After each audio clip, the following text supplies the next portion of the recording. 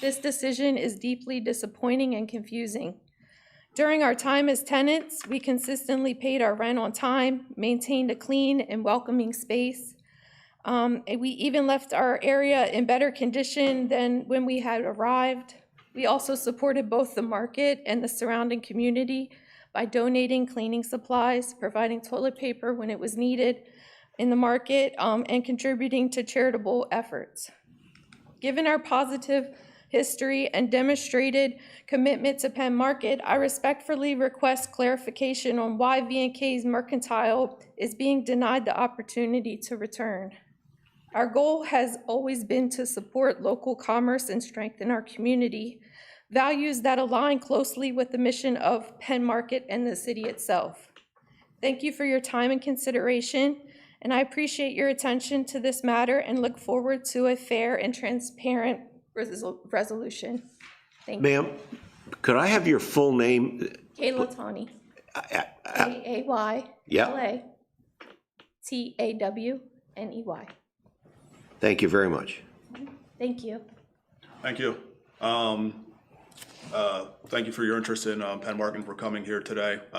Typically, it's not something we would discuss in a public forum like this. I don't know if you were looking for a resolution today or not, but I just wanted to maybe get it out there because I feel like getting blocked by the market manager and phone calls are going unheard, emails aren't being returned. So I just figured if I came here and I spoke, maybe someone could hear me, someone out there, if they're watching, you guys, if you have any power to see why, what happened, like what is there some type of information that's getting misconstrued or just, I don't know. I just wanted a little bit of, I understand you can't give me clarification tonight, but maybe in the near future, someone can reach out and say something.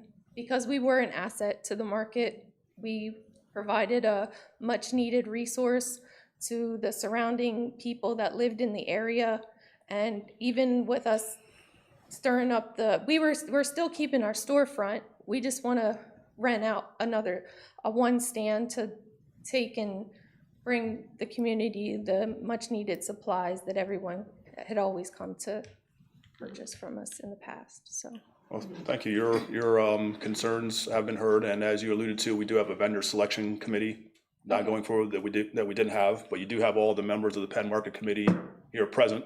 And at that point, I'll leave it to Hannah or Melissa if you want to add anything. Yeah, I can speak a little bit to the vendor selection committee. I think first, Kayla, let me issue an apology to you because I think our communication has not been the best. And I think you have come at a time when we're transitioning to this new process. We have an all vendor meeting at the end of this month where we were going to really speak more about the vendor selection and retention committee that we're starting with the board. So it's not solely, applications are not solely reviewed by the market manager. And we're currently working on the best practice for us to be able to receive applications, for the committee to be able to review them, and then a communication to be able to let the potential vendor know what the decision is going to be. But if you could leave your contact information, that would be great. We'll definitely make sure that your application has been reviewed, and then we'll get back to you with our final determination. Okay. I know that in the past, the communication has been directly through the market manager, maybe even through Facebook.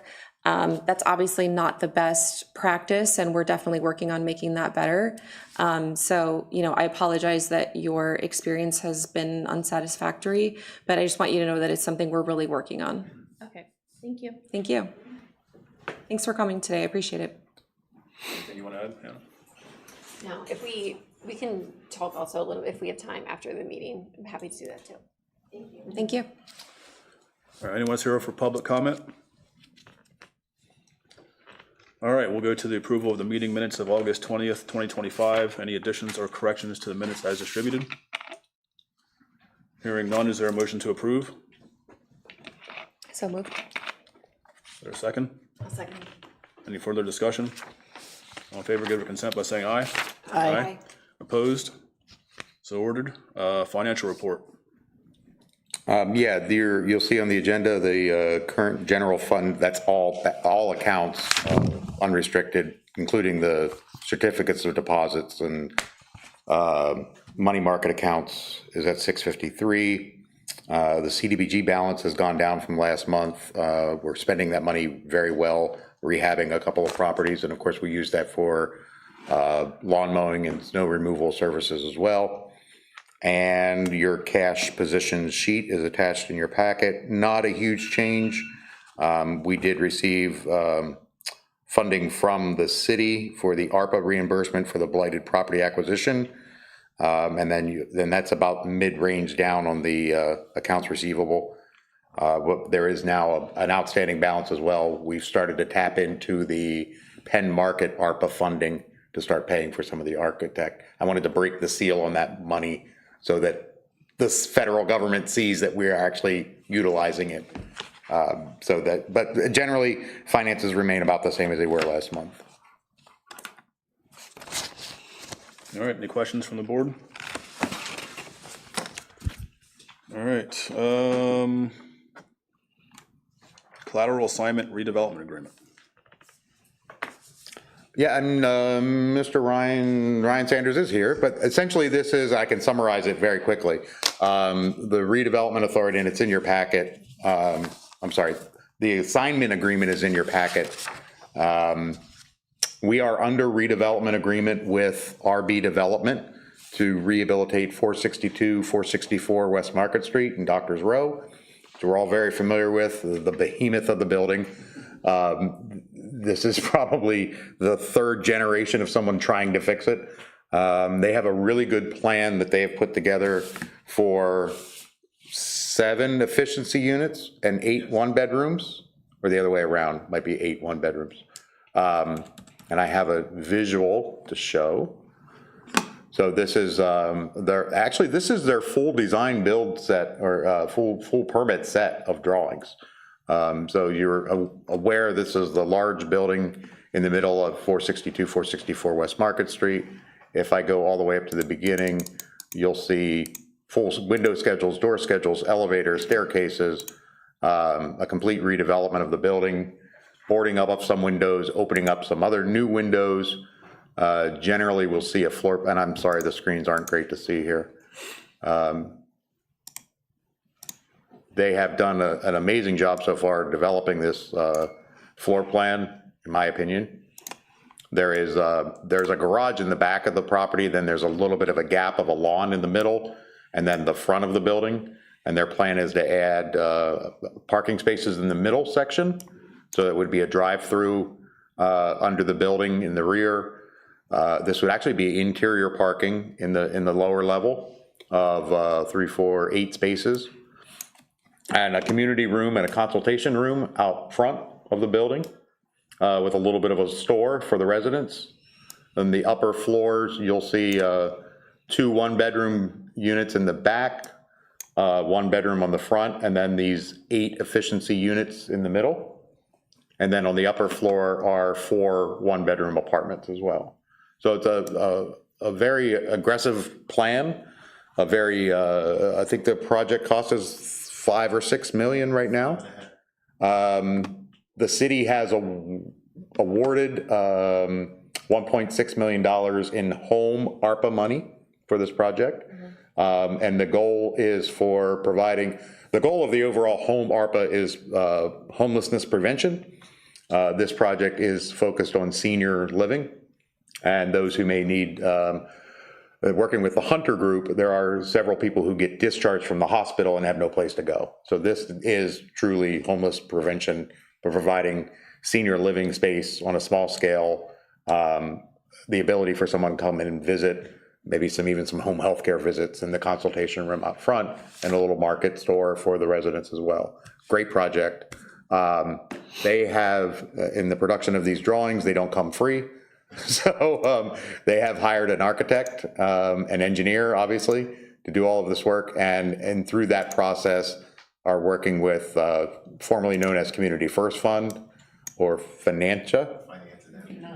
And Finantia is requesting a an assignment of the redevelopment agreement or a security agreement. This is essentially what we're being faced with here or asked to execute is an assignment of the redevelopment agreement should, knock on wood, anything goes wrong, that the developer team disappears, that Finanta would have the ability then to continue to execute the redevelopment activities as their collateral in exchange for providing darn close to $500,000 for soft costs and pre-design activities. So Don has reviewed it, I've reviewed it, I think we're all fine with it. It's whatever we can do, quote unquote, to help the project move forward.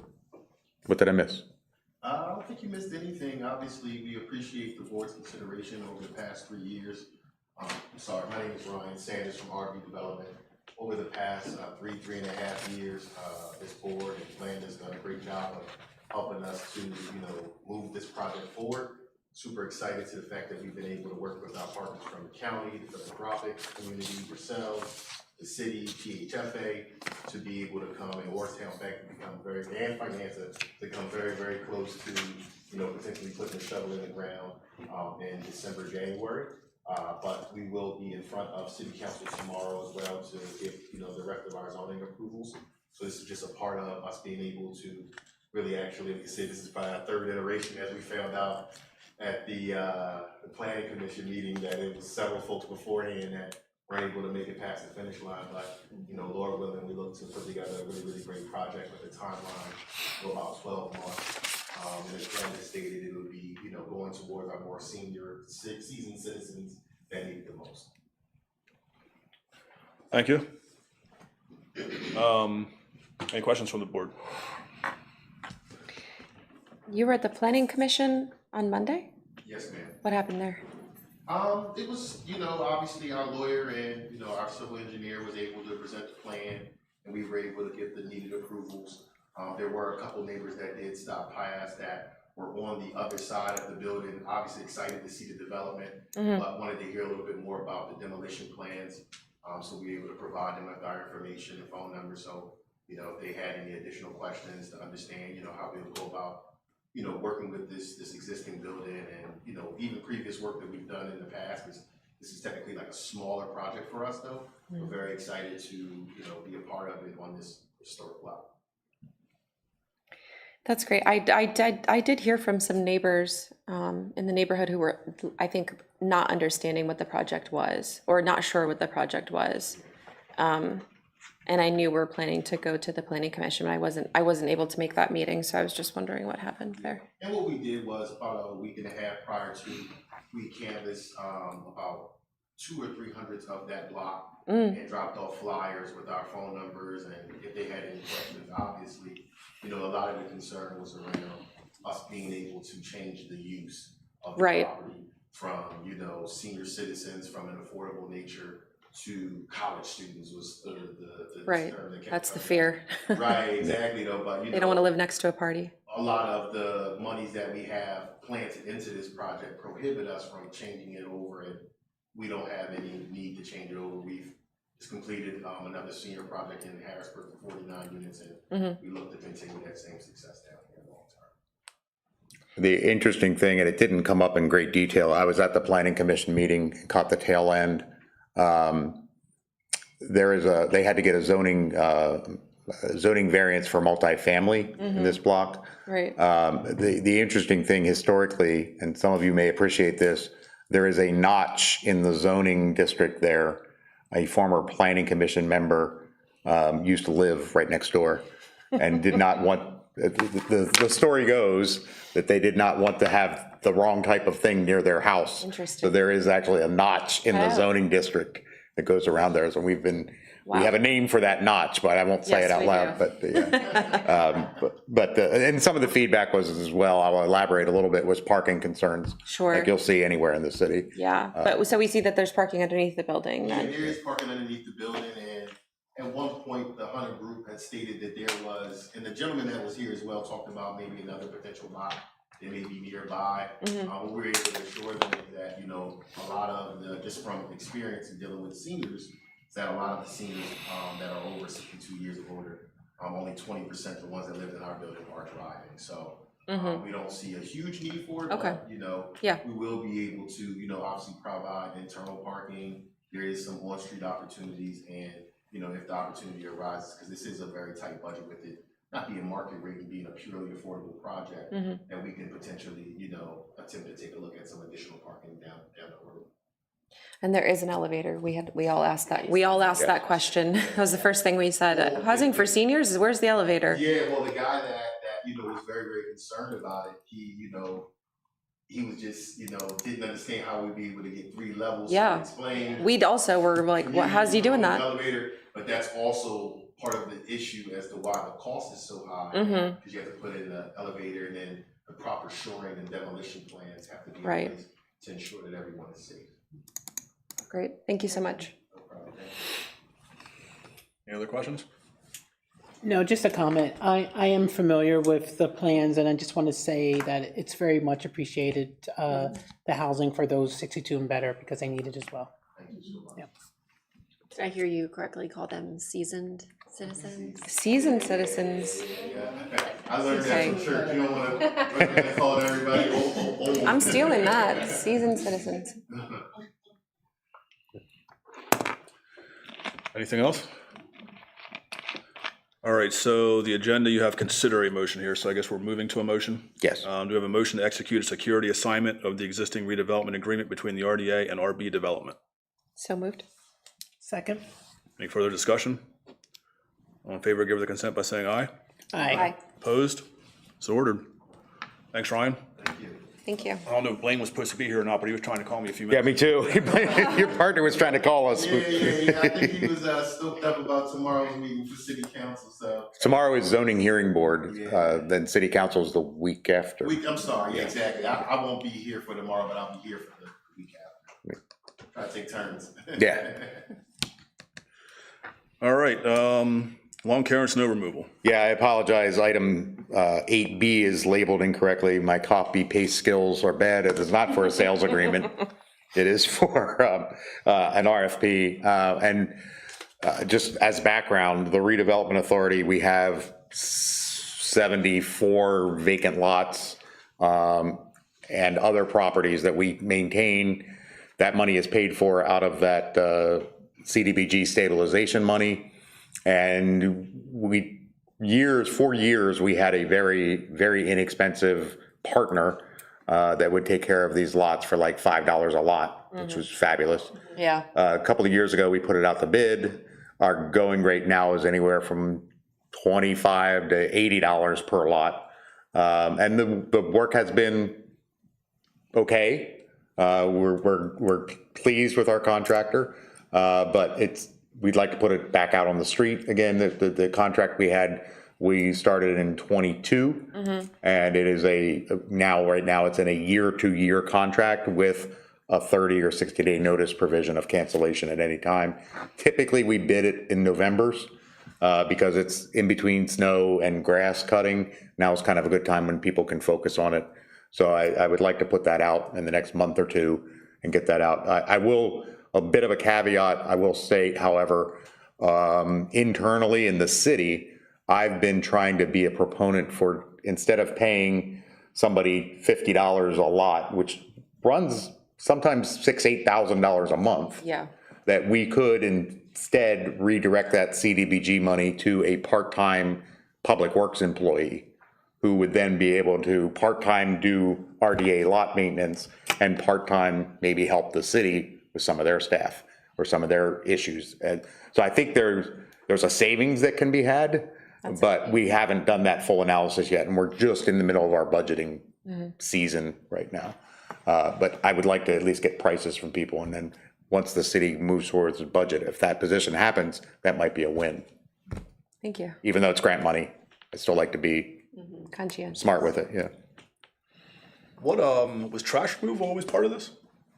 Yeah, it's essentially litter, and in the past, the previous contractor we had, we could call them up if someone dropped a sofa or a bunch of tires or trash.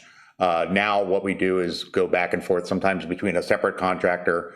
We use Burn Anthony at times because he's got a Bobcat and a dump truck, or a lot of times as a public works facility, people Tom Landis's crew and Bruce will go out and pick up some stuff for us, and they invoice the RDA as well. I mean, good for the city.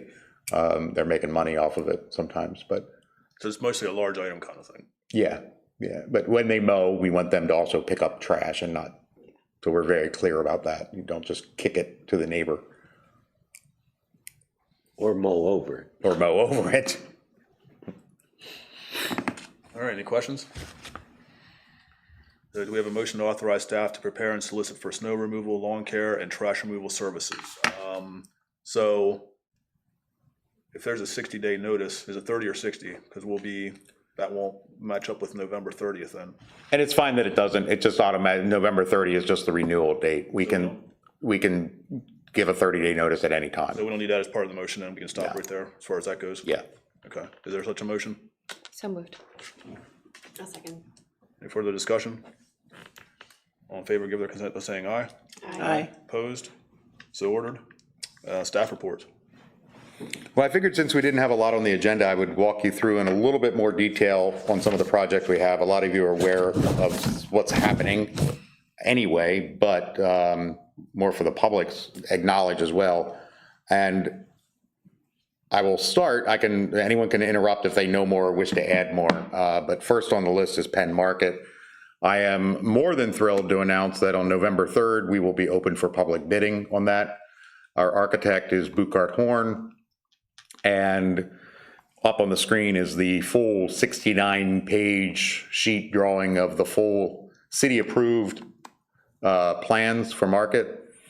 That will be on pennbid.com, which is a public accessible site for public bidding of projects. We will also issue a press release. We'll have the city help promote it as well. You know, a goal is local contractors and having people involved. Right now, we know that we will likely be in over budget or over what we have available to spend based on our RACP and our other grants that we have. But we won't know that number until we get hard bids in. It could be 3 million over, it could be $1 million over. Knock on wood, someone's very nice and comes in within our budget. I would love that for us. I would love that for us as well, but it's very unlikely. We did, the bid package has multiple alternates in it so that we get the pricing up front so that we can pick and choose what's important to us as we, it's always hard to get a contractor to lower his price after the bid. It's better to get that number at the very beginning. And likewise, if a grant fund becomes available, we can say, hey, we now have the money for you to move forward with this. We're gonna, and the old York saying is do what you can with what you have, and that's what we're gonna do. We just might have to try to have more. So that's really exciting. And as Melissa had referenced earlier, we're starting, and public thanks to both Hannah and Melissa and Mike, who have all stepped up to help with communication and things that are happening at market. It's been a huge assistance. We have reached out and spoken to almost every vendor. We've sent out we have sent out a vendor packet with information on the renovations, profit and loss statement for the market, just trying to be as transparent as possible. We have a meeting on the 25th to sit down with all the vendors to review anything and take any questions from them. And based on some vendor feedback, the only other note that I had is we have added a dumpster.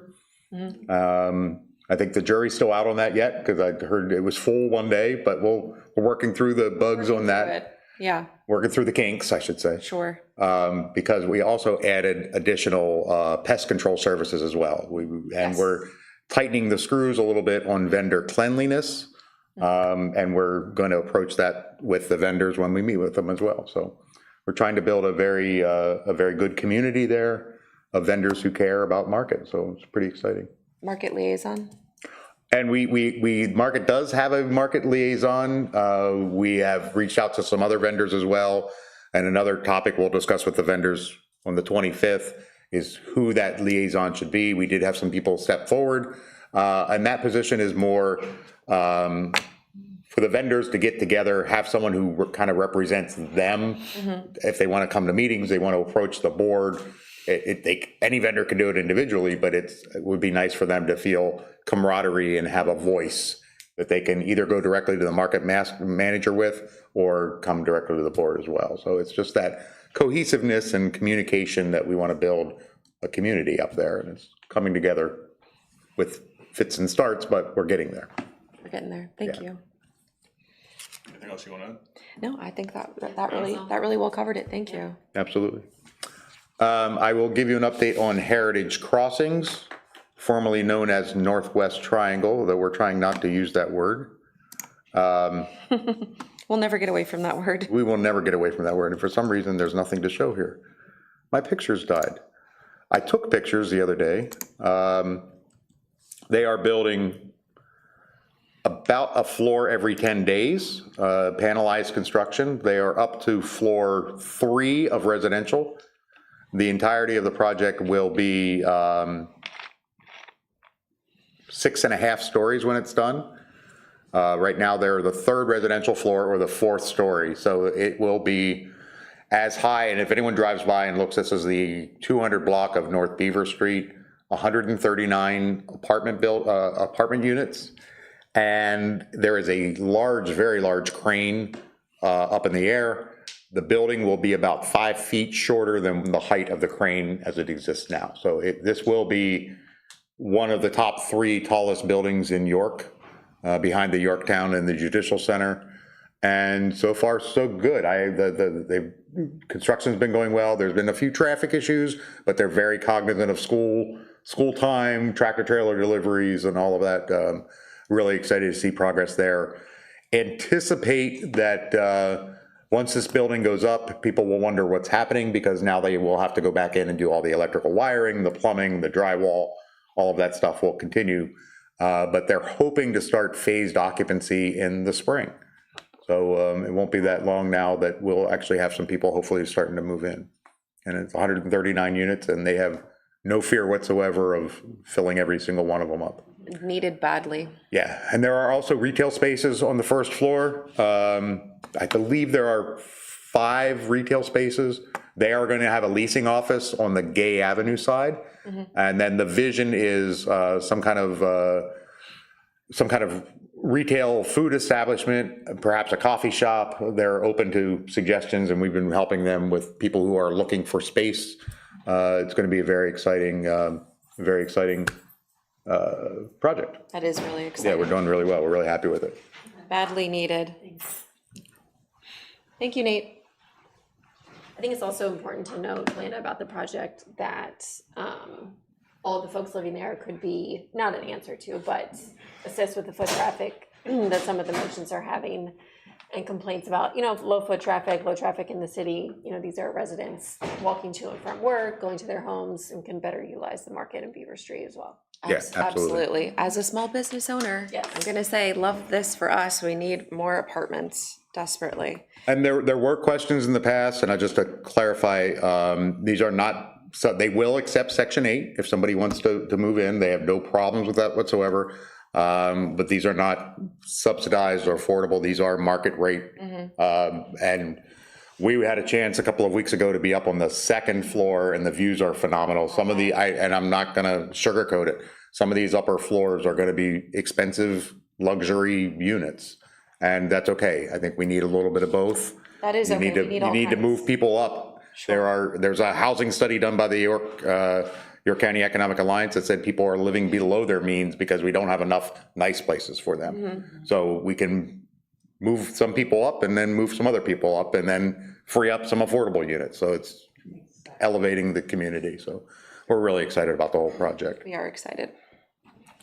Another exciting project right now, we're working with the city has allocated a grant for the development at Hope and Green Street. This is on RDA property. Right now, there are, I believe it's 10 or 11 parcels out there that we are under redevelopment agreement with. And this is the former space of in fact, you can see on the screen, the garden lot that was out there, the Hope and Green Garden, which ironically had 8 or 9 planters. That has been removed, and the RDA, in working with the developer, has taken it upon our dime and our risk to do the land development plan. This is the complete set of drawings that were submitted to the city. You'll see now we'll take those 11 lots and split it into 20 smaller lots for the development of 20 townhome units. There's a potential that we may look at this as well as we develop the architectural drawings, and instead of doing 20 3-bedroom townhomes, that perhaps we mix some of these up and create some 1-bedroom over 2-bedroom or 2-bedroom or 1-bedroom over 1-bedroom, that we could actually take this instead of 20 units. There's a potential, because it was already pre-approved by planning and zoning, that we could geometrically combine some of these units and maybe have 30 units instead of 20 3-bedroom units. Maybe we have 10 3-bedroom units, 10 2-bedroom units, and 10 1-bedroom units. I think that gives us more flexibility to the community, more affordability, more lower priced units. But we are moving forward with that, and it's very exciting.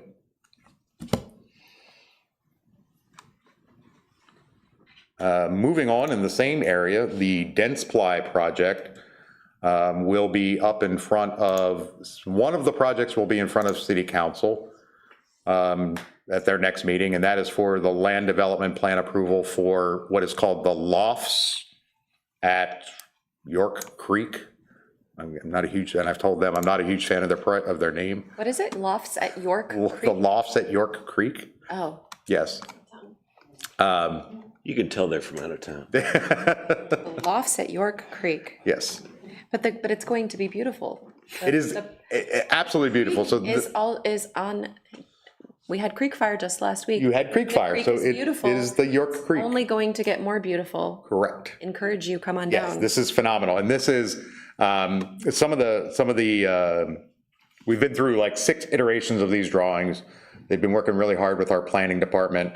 The last 2 remaining issues are in our city's zoning code requires recreation space. So we are working with a developer who is donating about 3.5 or more, 3.7 acres. They're donating to the Cadorus Creek beautification project. So I don't know if you can see it real well, but there is the trail at the bottom of the plan that is designed by Buchard Horn, being completed by the York County Economic Alliance, and CAM, the developer of the dense ply property, is gifting 3.5 acres or more to that project, which is fabulous.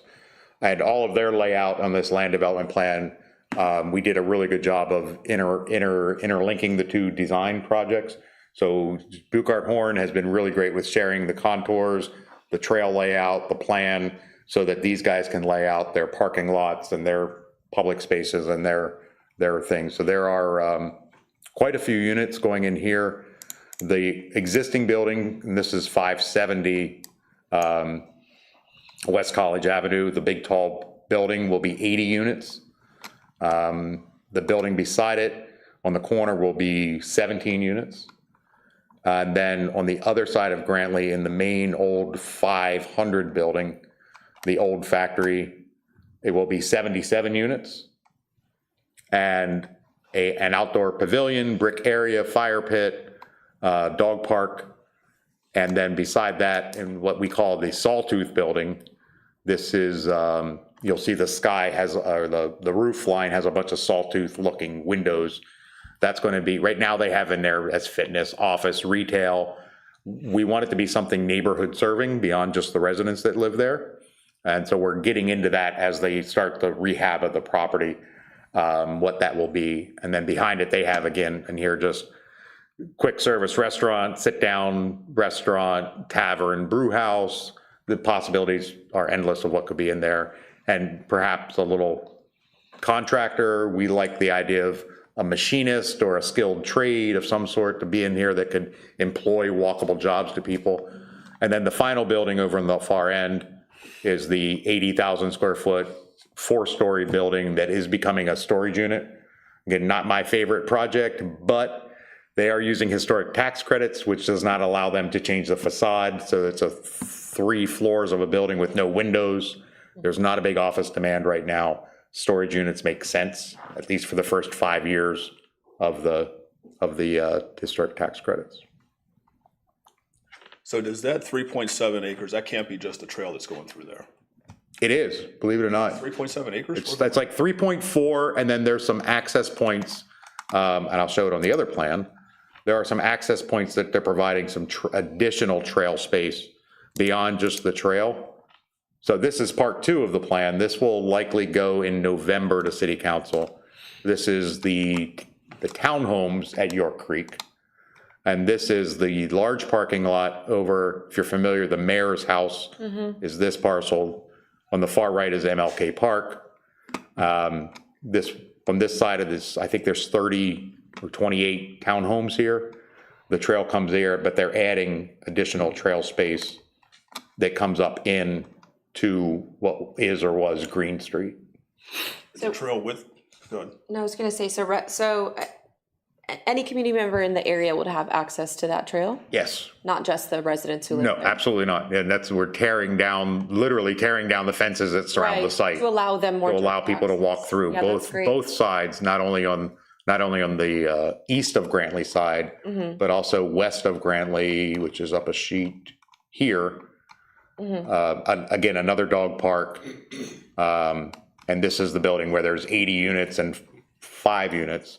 In that large parking lot, there are 26 units on this side. Total of 52 brand-new townhomes.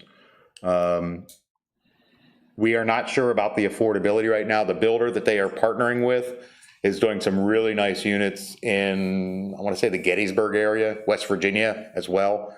They're kind of a regional builder, and they're doing things in the mid 200s to high 200s, which is, for a brand new house, It's a good spot. not a horrible place to be. So it's really exciting. This one, there's this one will take longer to get to city council because, and again, I apologize if you're not familiar with the site, where MLK Park is on the right, the mayor's house is in between, and there's a pump station down here in the corner for our stormwater conveyance system. It's part of the flood protection that was put in the 70s after Agnes. And right now, it is a parcel that has no access. So it is landlocked, and they've just been using the dense ply parking lot to drive in and out as they need. In the future, there will be townhome number 62 built in front of it. So we're trying to figure out what is the proper way to get access to that. And working with the engineers of the rail trail, they're designing this trail section to be drivable. So if a crane or a large pump truck needs to access this, they'll be able to use the right of way on the trail and drive down the trail. We're waiting on just documenting that and making sure that it's all in place before we approve land development plans. What's the trail width? 12 feet. So they're not doing anything with the sycamore trees, are they? No, everything's been designed around the sycamore trees so that they don't disturb the sycamore trees. That's not funny, sorry. It's a big deal. It's They make a mess. yes. So that's exciting. Again, they're going to start, I believe they've already submitted, I know they have, they've already submitted their building permit for the storage unit because that's quote unquote easy. And then they're almost ready to submit all their building plans for the, and they keep flipping, they have, all the drawings are done. They're just not sure if they want to start on the 500 building first or the 550, 570 building first. And it changes time to time, but super exciting project. All told, it's 232 new dwelling units. It's pretty phenomenal. Remind them it's the Cadorus Creek. Remind them it's the Cadorus Creek. Yeah, I will add, Too late to yeah, change. I will, it's not too late. I will say we have 2 new streets that are coming to York. What would they be called? The one is Cadorus Street, which is Okay. the original Cadorus Street, was in this area. Okay, And the other one is Thomas Paine Lane. That's Thomas Paine stayed at the Cook's house, which is right next door. great. And then the other one, in a nod to the family that was the ownership of the Densply Group, this will be Whiteley Lane. The Whiteley family was the local company, the local family that developed and owned Densply for years. And there are no really good street names that have to do with teeth. Nobody wants to live on Moeller Drive or Bicuspid Way. Bicuspid way. We've tried everything. Cavity. Cavity circle. I like Yes. Cadoris and Thomas Paine. Yes, it's very exciting. Common Sense Park. Yes. Ooh. Next on your list is the scale grant, and I have in your packet, and I laid at the podium as well. We have, under redevelopment agreement, 4 parcels on Walnut Street in the northeast neighborhood.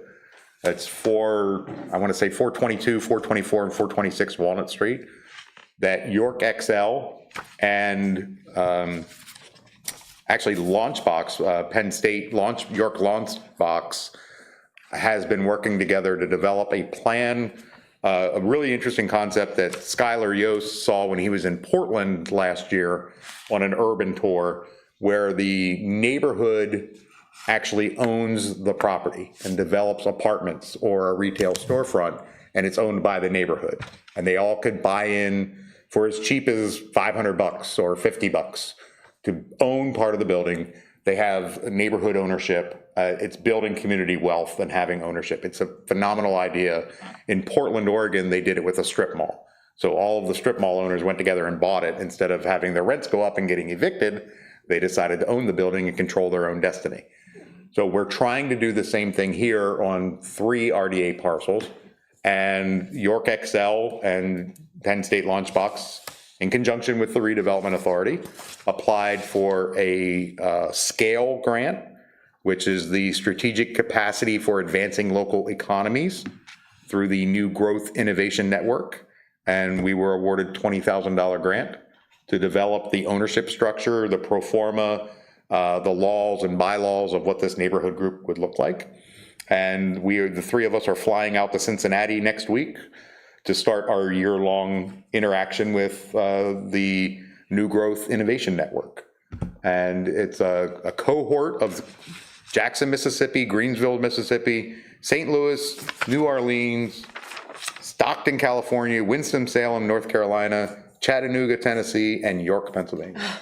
So it's a good feeling, like we're up with the big boys, and pretty exciting. So this is being hosted by New Growth Innovation Network? Yes. Okay. And they're the same ones that did the first, in Portland, they did the first. They provided the tour. They provided the tour of Portland, and the whole time we're in Cincinnati, we're doing a lot with all of the good things that Cincinnati's been working on. Their entrepreneurial growth, their wealth building, their real estate development things that are happening in Cincinnati, and that was a similar thing that they did before for Portland. Okay. And that's how we learned about the grant, and so we want to be part of this too. Isn't that cool? Yeah, it's very cool. Take lots of notes. Yes, definitely lots of $20,000 notes. grant, and I blacked out for a second and heard 20 million, and I said, what? No, $20,000 grant. $20,000. But this leverages. The start, how to start this up. Yeah, and they're going to help with the legal process of it. This, if you probably don't recall, but they were also awarded, or we were awarded a $41,000 grant from the category for local casino money, the state casino yes, money. I do remember that, yeah. So we have used that, $12,000 of that so far has gone to the engineer who's designing this multi-unit apartment building with a little courtyard and some retail space. And their next step is submitting to Planning Commission to get zoning and planning buy-in on that. And that's being covered by the 41,000. And then this 20,000 will help satisfy the structure of how it's owned and how it's operated. How unique. Yeah, it's very exciting. And then briefly, the last quick update is on the blighted property. Credit to Don Hoyt has had some wins recently with our court battles on acquiring properties. And we've been working with other blighted properties who have approached us when they get the letter of blight designation, who want to fix their properties. And this was kind of that thing that encourage them to actually do something, which is our goal. Our goal is not to take properties, but to encourage people to do that on their own. But we were successful, just signed the check this afternoon on a property that we won on a bench trial on the value. We didn't win. The judge established the value. There was a dispute between what we thought it was worth and what the owner thought it was worth. And the judge hears testimony from both sides and determines what the value is. And absent any appeals, that solidifies that and gets us possession of that property. So moving forward. Any questions? Thank you, Blanda. Absolutely, No thank you. questions, but thank you very much. All right, anyone have anything else for the good of the order? All right, hearing none, meeting adjourned. Thank you.